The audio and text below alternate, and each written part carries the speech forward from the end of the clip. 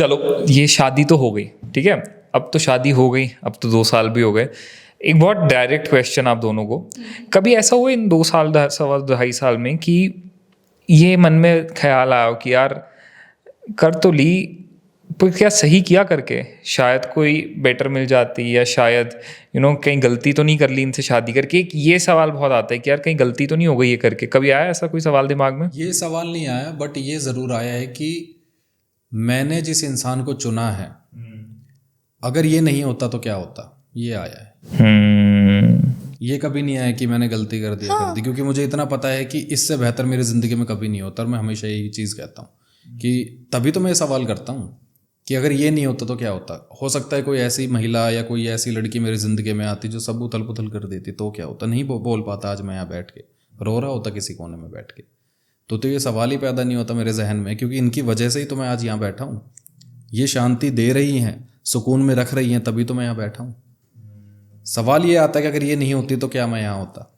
ये होता है। What about you? लड़ाइयाँ होती हैं, देखो रिश्ते में होती हैं, लेकिन आपको ये देखना पड़ेगा ना कि आपकी बहस में जीतना ज़रूरी है या रिश्ते को बचाना ज़रूरी है। और हमारी कोई भी लड़ाई कभी भी किसी भी सिचुएशन में उस सिचुएशन तक नहीं जाएगी, उस हद तक नहीं जाएगी जहाँ हमें ये ख्याल हो कि हम दोनों का साथ गलत है। दुनिया की वजह से हम दोनों आपस में नहीं लड़ते हैं, आपस दोनों की थिंकिंग की वजह से चीज़ें हो सकती हैं, लेकिन इसका मतलब ये नहीं कि ये इंसान गलत है या फिर मैं गलत हूँ। हालात गलत है, हालात गलत है तो हालात से लड़ेंगे, एक दूसरे से नहीं लड़ेंगे। हो सकता है कई बार जैसे ये लगता है कि यार ये मेरी बात ही नहीं सुन रहे, मेरी बात ही नहीं समझ रहे हैं, बट इट इज़ सिचुएशनल ना। वो सिचुएशन एक इंसान का करेक्टर सर्टिफिकेट नहीं बताती है। And I am literally so lucky to have in my life. मैं सच में खुश नसीब हूँ जो ये मेरे पति बने, इनसे मेरी शादी हुई, और अब मेरी ज़िंदगी में जो भी आने वाले साल होंगे, चाहे वो हंसी के हों, खुशी के हों, उदासी के हों, मैं इन्हीं के साथ जीना चाहती हूँ। और 7 जन्म तक हो भाई तुम। 7 जन्म 70 जन्म 700 जन्म मुझे इन्हीं के साथ जीना है, लड़कर हंसकर रोकर इन्हीं के साथ रहना है। इस पे ना बड़ी फनी सी एक लाइन याद आई मुझे कि प्रेमिकाएं कहती हैं कि कोई किस्मत वाला होगा जो तुम्हें मिलेगा, है ना, और शादीशुदा औरतें कहते हैं कि मेरी फूटी किस्मत जो तुम मुझे मिले। तो अंडरस्टैंडिंग की बात है, चॉइस है अपनी, क्या बोलना है भाई। क्या है, हमेशा याद रखो भाई कि आंखों की शर्म और ज़बान की लगाम किसी भी रिश्ते को तोड़ भी सकती है और किसी भी रिश्ते को जोड़ भी सकती है। आंखों की शर्म एक बहुत बड़ी चीज़ यहाँ पे बात है और बड़ी ज़रूरी है एक रिश्ते में। एक वो लाइन होना, आजकल क्या हुआ है ना, रिलेशनशिप में 2-3 साल लड़का लड़की होते हैं, एकदम खुल चुके होते हैं एक दूसरे से, तू तड़ाक कैसे भी बात कर ली, कुछ भी कर लिया। अब वो ये कहते हैं कि हम बहुत फ्रेंडली हैं, हम बहुत फ्रैंक हैं, हम बहुत ओपन हैं, इसलिए हम ऐसे हैं। पर डू यू थिंक कि वो एक्चुअली में एक लाइन क्रॉस हो जाती है? आपको बाउंड्री में रहना चाहिए फिर भी। Is it important? Yes, it is important. मर्यादा हर चीज़ की होती है। मैं फिर से वही बात कहूँगी, जब आप एक इंसान की इज्जत ही नहीं कर सकते हैं, एक बार वो इंसान मजाक में समझ लेगा मजाक को, दूसरी बार फिर मजाक में ले लेगा, तीसरी बार वो अपने वजूद पर डाउट करने लग जाता है कि यार ये तो मेरी इज्जत ही नहीं कर रहे हैं। और हमेशा एक बात कही जाती है कि आप अगर लड़ाई कर रहे हैं तो कमरे में करें, लेकिन अगर पब्लिक में तो एक दूसरे की अप्रिसिएशन करें, एक दूसरे को इज्जत दें।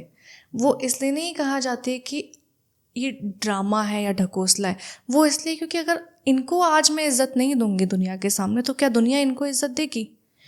और अगर एक कपल पब्लिक में है और एक दूसरे से तू तड़ाक करके बात कर रहे हैं, गालियाँ दे रहे हैं, सब कुछ कर रहे हैं, तो व्हेन द पार्टनरशिप इतना प्योर रिलेशन माना जाता है, जब आपस में इज्जत नहीं तो दुनिया आके कैसे आप एक्सेप्ट कर लोगे कि वो आपको इज्जत देगी, वो आपको अच्छा समझेंगे, वो आपको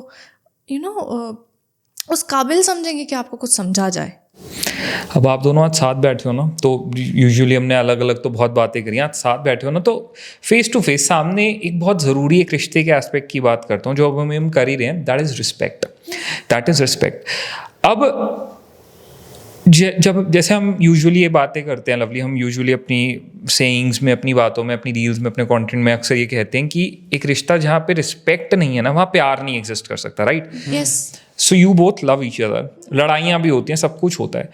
कभी ऐसा हुआ है कि अंदर से मन हुआ हो कि यार मैं इसको एक बार डिसरिस्पेक्ट करूं अच्छे से, नहीं। कि मैं इसको डिसरिस्पेक्ट करूं। जैसे लोग हाथ उठा देते हैं, हस्बैंड ने वाइफ पे उठा दिया, वाइफ ने हस्बैंड पे उठा दिया, एक दूसरे से गाली गलौज कर रहे हैं बुरी तरह से, क्योंकि वहाँ चीज़ ईगो पे चली जाती है कि घटिया एक लेवल पे आके कर रहे हैं। डू यू थिंक वो जो दो लोग सच में एक दूसरे से प्यार करते हैं वो उस लेवल पे जा सकते हैं? नहीं, प्यार ये होता ही नहीं है। प्यार में आप इज्जत की हद को पार ही नहीं करोगे, एक इंसान को उस लेवल तक लेके नहीं जाओगे जब वो खुद पे ये शक करने लग जाए कि यार ये मेरे से इसने क्या कह दिया, ये क्या हो गया। वो आपको ब्लैंक सिचुएशन में लेके नहीं जाता है। प्यार आपको ग्रो करता है, हील करता है, आपको एक्सेप्ट करता है, प्यार आपको रिस्पेक्ट करता है।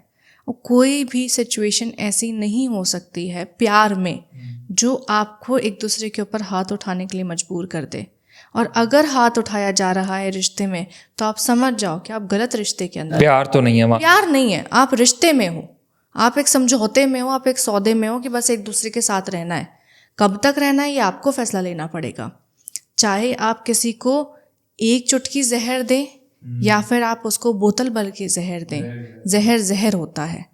तो एक बार की जब डिसरिस्पेक्ट होती है, एक बार का जब हाथ उठाना होता है, वो चुटकी भर जहर होता है। लेकिन कब तक खाना है, कितना खाना है, स्लो पॉइजन लेना है या फिर एक बार में गटक जाना है, इट इज़ योर डिसीजन।